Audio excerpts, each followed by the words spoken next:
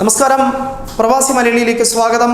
Corona ബാധ ലോകരാജ്യങ്ങളിൽ സ്ഥിരീകരിക്കുന്ന സാഹചര്യം വരുമ്പോൾ വിദേശത്ത് കുടുങ്ങിക്കിടക്കുന്നവർക്ക് അവർക്ക് പ്രത്യേകമായിട്ടുള്ള സർട്ടിഫിക്കറ്റ് നൽകിയാൽ മാത്രമേ, അതായത് രോഗബാധ ഇല്ല എന്നുള്ള സർട്ടിഫിക്കറ്റ് നൽകിയാൽ മാത്രമേ അവരെ ഇന്ത്യയിലേക്ക് എത്തിക്കാൻ കഴിയൂ എന്നുള്ള നിർദ്ദേശങ്ങൾ അത് പാടെ അവഗണിച്ചുകൊണ്ട് സംസ്ഥാന നിയമസഭ, കേരള നിയമസഭ ഇപ്പോൾ കേന്ദ്രത്തിനെതിരെ പ്രമേയം പാസാക്കിയിരിക്കുകയാണ്. നിലവിൽ പൗരത്വ നിയമ ഭേദഗതിക്കെതിരെ നടത്തിയ പ്രമേയം ഐക്യകണ്ഠേനയാണ്, അതായത് പ്രതിപക്ഷമോ ഭരണപക്ഷമോ ഇല്ലാതെ, ഒരു വ്യത്യാസവും ഇല്ലാതെ ആയിരുന്നു പാസാക്കിയതെങ്കിൽ ഇപ്പോൾ പ്രതിപക്ഷം നിയമസഭ ബഹിഷ്കരിച്ചു എന്നുള്ള കാര്യം ശ്രദ്ധേയമായി കഴിഞ്ഞിരിക്കുന്ന ഒരു കാര്യം തന്നെയാണ്. നിലവിൽ കോവിഡ്-19 ലോകരാജ്യങ്ങളിലേക്ക് വ്യാപിക്കുന്ന സാഹചര്യത്തിൽ ഇറാനിൽ കുടുങ്ങിക്കിടക്കുന്ന 6000-ഓളം ഇന്ത്യക്കാരെ തിരികെ കൊണ്ടെത്തിക്കുന്ന നിലവിലെ നടപടിയിലാണ് ഇപ്പോൾ കേന്ദ്ര സർക്കാരിൻ്റെ ഈ പ്രഖ്യാപിത നയം അടിച്ചേൽപ്പിച്ചിരിക്കുന്നത്. എന്നാൽ മലയാളികളായ ആളുകളെ ഇറാനിൽ നിന്നും അതോടൊപ്പം ഇറ്റലിയിൽ നിന്നും തിരികെ കൊണ്ടുവരാൻ നിലവിൽ ഈ പ്രമേയം അനിവാര്യമാണ് എന്നുള്ള കാര്യം തന്നെയാണ് വ്യക്തമാക്കുന്നത്.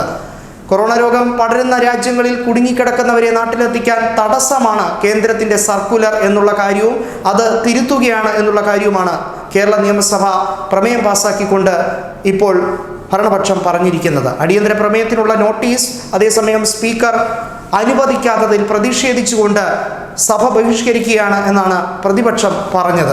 രോഗമില്ലെന്ന് സാക്ഷ്യപ്പെടുത്തുന്ന സർട്ടിഫിക്കറ്റ് വേണം എന്നുള്ള കേന്ദ്ര നിബന്ധന വിദേശത്തു നിന്ന് ആളുകൾക്ക് ഇന്ത്യയിലേക്ക് വരുന്നതിനുള്ള പ്രധാന തടസ്സമായി മാറുമെന്നും അവരവരുടെ നാട്ടിലെത്താൻ ഇത്രയും അധികം ഫോർമാലിറ്റികൾ വരുമ്പോഴാണ് പ്രശ്നങ്ങൾ കൂടുന്നത് എന്നും ഇപ്പോൾ കേരള നിയമസഭ പറയുകയുണ്ടായി. രോഗമില്ലെന്ന് സാക്ഷ്യപ്പെടുത്തുന്ന സർട്ടിഫിക്കറ്റ് വേണമെന്ന കേന്ദ്ര നിബന്ധനയെ പാടെ തള്ളിക്കൊണ്ടുള്ള പ്രമേയമായിരുന്നു ഇതിന് ആസ്പദമാക്കിയിരിക്കുന്നത്. ഇത് തിരുത്തുന്ന ചട്ടം 118 പ്രകാരമുള്ള സർക്കാർ പ്രമേയം ഇതോടെ നിലവിൽ വന്നിരിക്കുന്നു. കൊറോണയുടെ പശ്ചാത്തലത്തിൽ സംസ്ഥാനം ഇതുവരെ സ്വീകരിച്ച നടപടികൾ മുഖ്യമന്ത്രി പിണറായി വിജയൻ വ്യാഴാഴ്ച പ്രത്യേക പ്രസ്താവനയിലൂടെ നിയമസഭയിൽ അറിയിക്കുകയും ചെയ്തിരുന്നു. ജനങ്ങളിൽ അമിതമായ ഭയാശങ്ക പടർത്തുന്ന സാഹചര്യങ്ങൾ ഉള്ളതിനാൽ ഓരോ വകുപ്പ് മന്ത്രിമാരും അതത് ജില്ലകളിൽ പങ്കെടുത്തുകൊണ്ട് കൃത്യമായി യോഗം വിളിച്ചു കൂട്ടണമെന്നും ആശങ്കകൾ മലയാളികളുടെ എല്ലാം അകറ്റണം എന്നുള്ള കാര്യം തന്നെയാണ് പറഞ്ഞിരിക്കുന്നത്. നിലവിൽ ഏറ്റവും ക്രൂഷ്യലായിട്ടുള്ള ഒരു അവസ്ഥയിലൂടെ മലയാളികൾ കടന്നു പോവുകയാണ്. പ്രത്യേകിച്ചും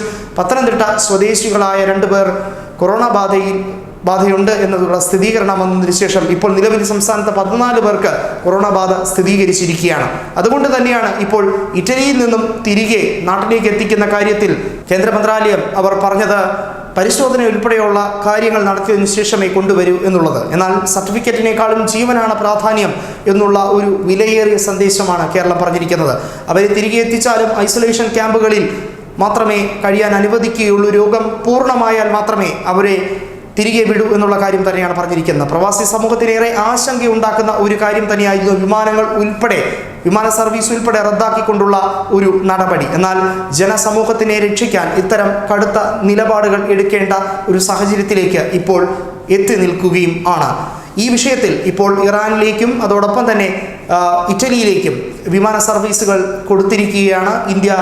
ഈ വിഷയത്തിൽ അവരെ തിരികെ എത്തിക്കാനുള്ള ശ്രമങ്ങൾ എന്നാൽ ആ ഭാഗത്തുനിന്നും നടന്നു വരികയും ചെയ്യുന്നുണ്ട്. എന്നാൽ സംസ്ഥാന സർക്കാർ പറഞ്ഞിരിക്കുന്നത് കേന്ദ്രത്തിൻ്റെ ചില നയങ്ങളോട് ഞങ്ങൾക്ക് എതിർപ്പുണ്ട് എന്നുള്ള കാര്യം തന്നെയാണ്.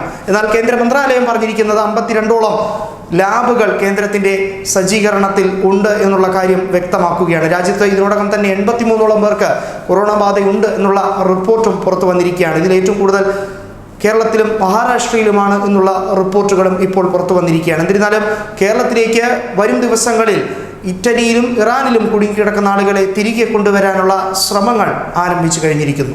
ന്യൂസ് ഡെസ്ക് പ്രവാസി മലയാളി.